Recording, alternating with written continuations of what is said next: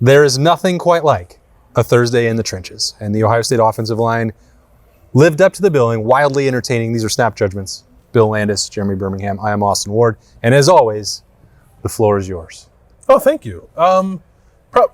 Like the newsiest thing was that like Tegra Shabola was not named the starting right guard by Ryan Day, who we also talked to this evening. He was the warm-up act for the offensive line. Yeah, he was. Earn the right to play, I think was the way that Ryan Day said it, which is like, he's probably going to start. Like they didn't name him. It seems like it's a pretty good competition. Like now that Carson Hinsman is back in the mix, and we talked to him today as well, but it seems like Tegra still has all the momentum we thought that he would. So I'm anticipating that he starts. Maybe you'll see both. You asked about rotation. I think you could do that early in the year at that spot to figure out the best combination, but I would put some money down on Tegra starting on August 31st. My thought with regards to the Akron game is that Donovan Jackson has missed more time than pretty much any other offensive lineman. Mm-hmm. I think that there's a real possibility Donovan starts that game and plays a couple drives sparingly, and then you have Donnie and Carson the whole game. Or, I'm sorry, you have Tegra and Carson the rest of the game. That's how we'll sprinkle a Cerevel maybe. That's kind of how I'm expecting that to go after listening to what Ryan Day said. But to me, the thing tonight that really stands out is just listening to all these guys in the maturity level that they've adopted or adapted or however it's come about. Like there is a bunch of guys that have a lot of reason to have been frustrated with the way their careers have gone and their lack of playing time, and none of them are saying that they weren't frustrated, which I think is the important thing, because they're acknowledging that, yeah, I've been sort of annoyed. Mm-hmm. A lot of them have woken up to the idea that they have to let that go if they want to be their best self. And Tegra Shabola specifically said multiple times, like, I thought at certain points in my career it was going to be my time, and then it wasn't, and I got annoyed. And then I thought it was going to be my time again, and it wasn't, and I got annoyed. And now he's realizing, like, it's going to be my time whenever the coaches tell me it's my time. And you see a much more just relaxed and peaceful group with where things are, which I think is important. I thought Tegra was noticeably more verbose. Different, more verbose, more confident, which is not surprising. I asked him specifically, I said, because I've said before, like I think with him, confidence is a major part of this. Yeah. And he said, I've always been confident in my ability to play the game. And then he said, but. So like I do agree, like it's a major part of it. One of those guys already had his time, and it perhaps came a little bit too early. And I think Carson Hinsman has reflected on that, and certainly the end of last season did not go the way he wanted. We talked about Tegra. I asked about Tegra. Like, we think he's probably going to start a week from Saturday. I said this a couple weeks ago. I'm like, maybe the reason that they haven't said this is going to be the lineup is because they really expect, or they think that Carson Hinsman should get a better, more fair shake than what he got, because he was, ill to start camp, missed some time. And after making him an Iron Buckeye, seeing the way he's working, hearing from him and the maturity, and then the reflection on what he went through at the end of last year, there was a week and a half ago, I was like, well, that's over. Tegra's going to be the starting right guard. And now I'm kind of like, maybe I'm going to go back to what I said a few weeks ago, and they want both of them to still have that opportunity going into the season, because Carson Hinsman is different physically. He's more experienced. He is more mature just for himself, not compared to Tegra, because Tegra physically is as imposing as they get. Berm has made points. You guys both talked about the maturity that he's showing. Mm-hmm. That is not a head-to-head comparison. I think they are both more than capable of playing for Ohio State, and that's why there's no urgency necessarily from Ryan Day or Justin Fry to be like, you know what, we got to end this today.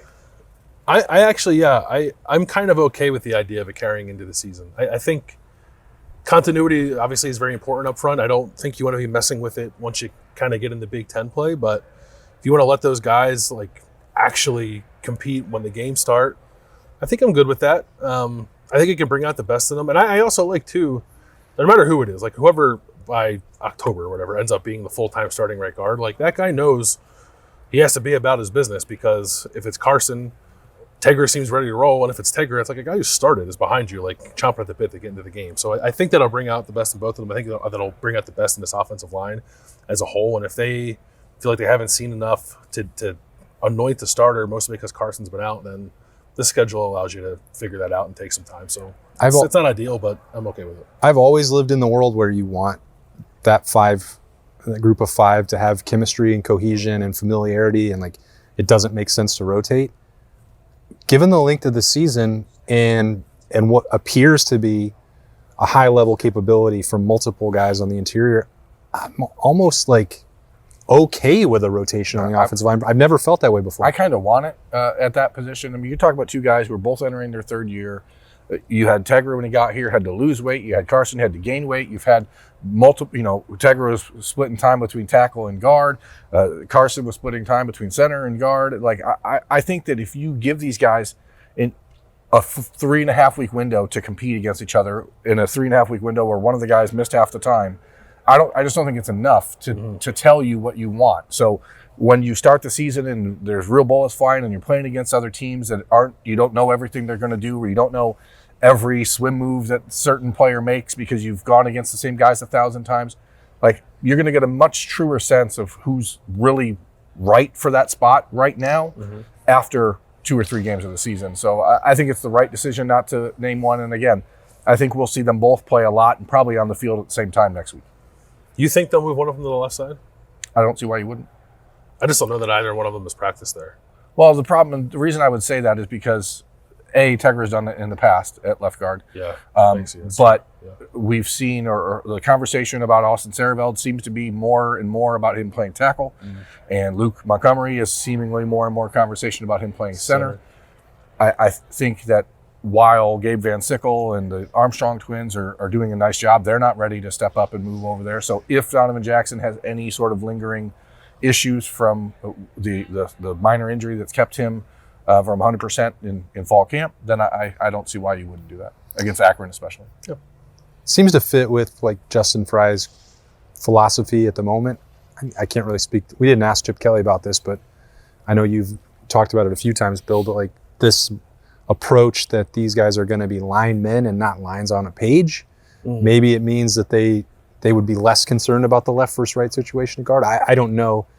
It sounded like Justin Fry would not be as concerned about flip-flopping sides with those guys. I don't know that for sure because I didn't follow up in that way, but I do think that there's a pretty good chance that we would see them at the same time. Yeah, I mean, we could. For some guys, switching sides is easier than it is for others. But it's different footwork. You're lead them with different hands first. Like, it's not something that I think every lineman can just kind of do if you ask him to do it. But Carson's played, so maybe he can, and maybe that's the guy you ask to play left tackle. I don't know that I want to move left Tegra. guard. Left guard, excuse me. Left Yeah, guard. we'll Not see. left tackle. He's too small for left tackle. I think all 3 of us were pretty impressed with the mentality of this group. We heard from those guys that we expect to be in the starting lineup, minus Josh Simmons, and they were asked a lot to reflect on last year and struggles and being a lightning rod for criticism. And the way that like Josh Fryer responded to that, Donovan Jackson responded to that, Justin Fry, like, I thought it was pretty cool. And maybe you guys disagree with that part of it, but Josh Fryer just is going down the list. He's like, we certainly hear that.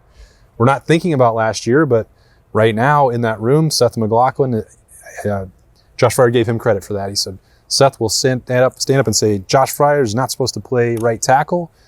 Tegra Shabola is too slow. Seth McLaughlin is the worst center in America.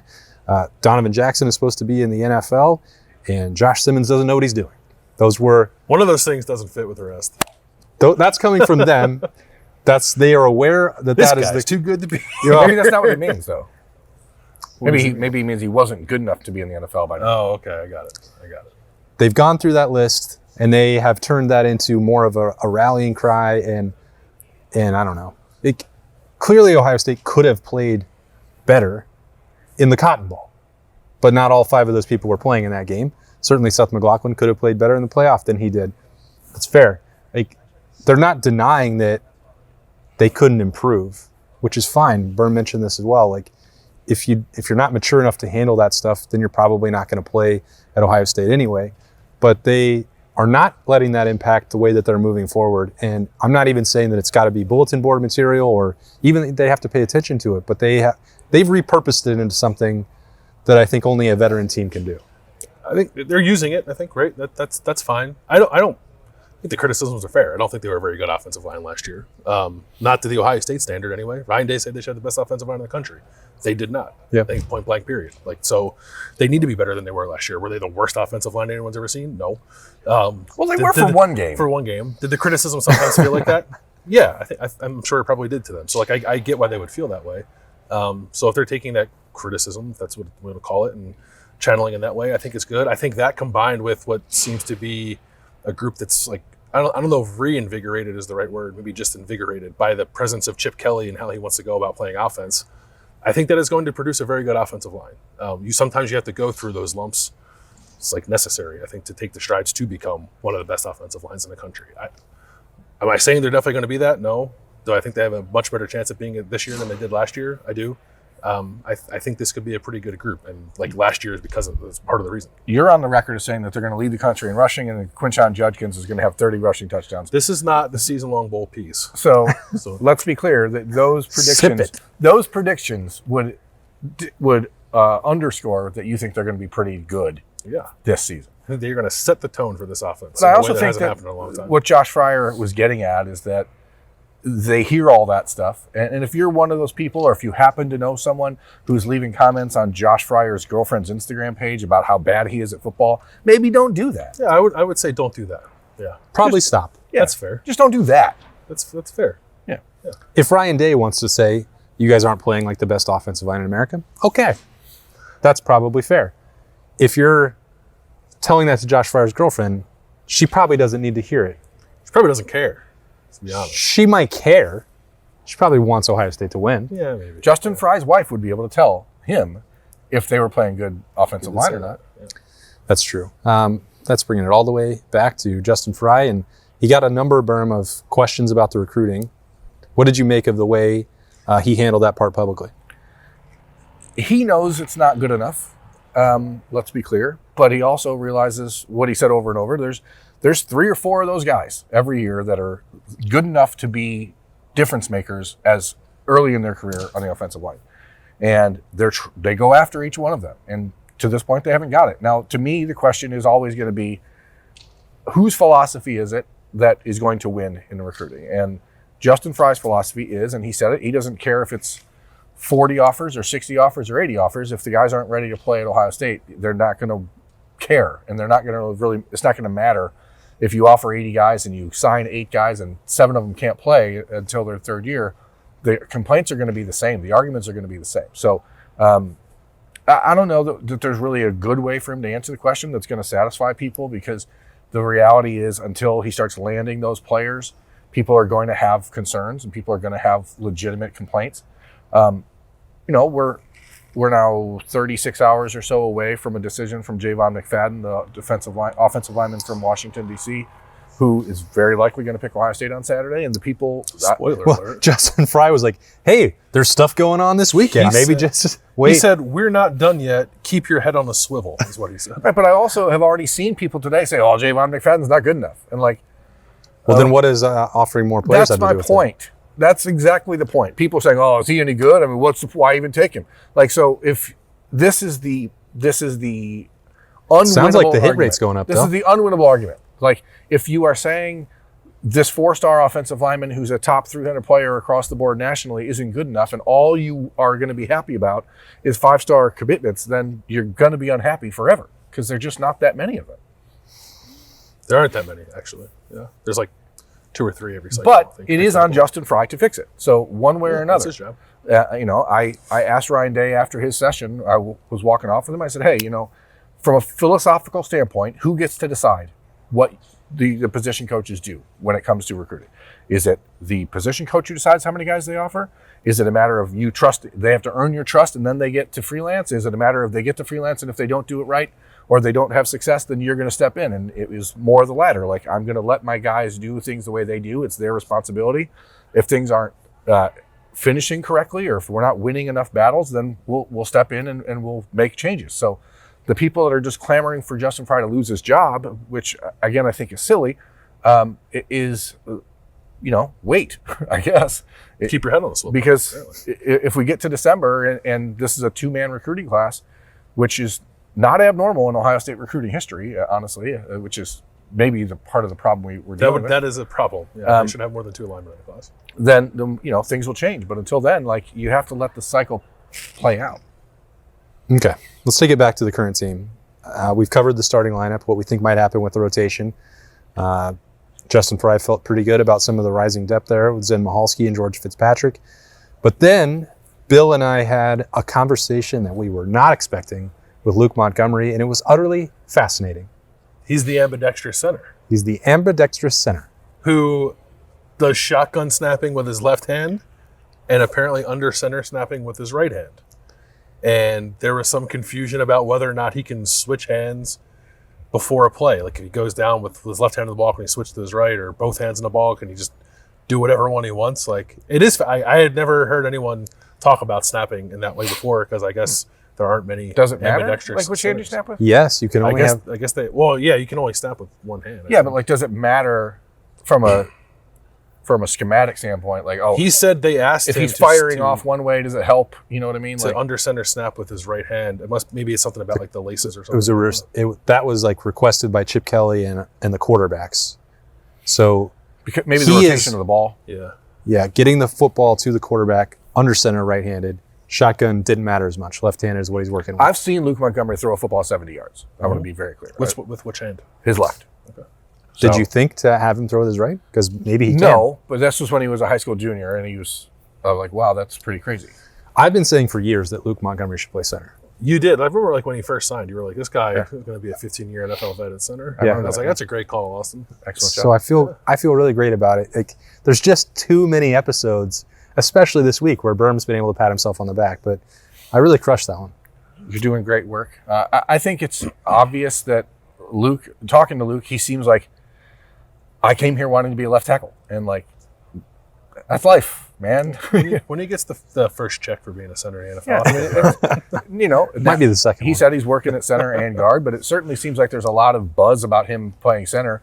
Carson Hinsman brought it up. I mean, everyone that we talked to about it was like, oh, I'd like to. He's really good at it. So it always seemed like the natural fit for him from my perspective when I saw him in high school. So it makes sense. I know that he didn't have that in his mind, but that's what I said earlier about all these guys coming to this realization. Like, I'm not in charge of my development at this point. Like, I'm in charge of doing what is asked and trusting the coaches. And I think we see more this year's guys trusting the coaches than they did a year ago. I think Carson liked the idea of Luke Montgomery elevating and potentially being a backup option there at center, because he said So he doesn't have to be. it's sick that he doesn't have to snap anymore. Yeah. He said he likes having two hands to use when he's playing, which I understand. It probably sucks to play with one hand. Yeah. I don't know if we've really been able to adequately express how disadvantaged Carson Hinsman was last year.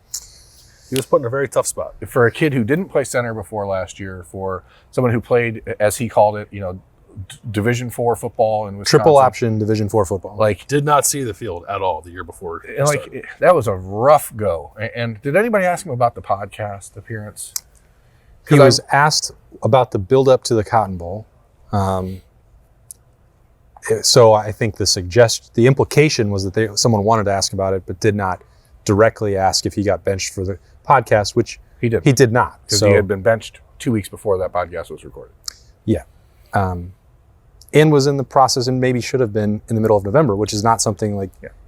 Right. There was a reason Matthew Jones was playing center in practice in November. Michigan State game. It wasn't because Carson Hinsman Was going to be on a podcast in the December. future. Yeah. So, That'd have been incredible foresight, though. anything else tonight? Can I read from the book of Carson Hinsman? Absolutely, Because he just said something that got me real fired up.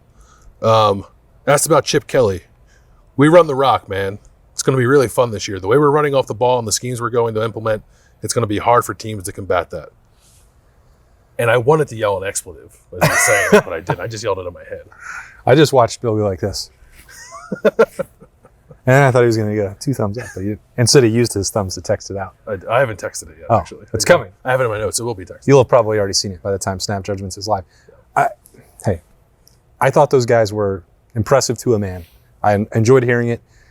I already thought Ohio State's offensive line was going to be pretty good, and maybe it is immediate recency bias and just hearing from them. But the way that they talk about playing offensive line and the things that you're like, an example right there that you used from Carson Hinsman, is not the way that Ohio State's offensive linemen talked about anything last year or 2 years ago, even though in some cases they're the exact same people.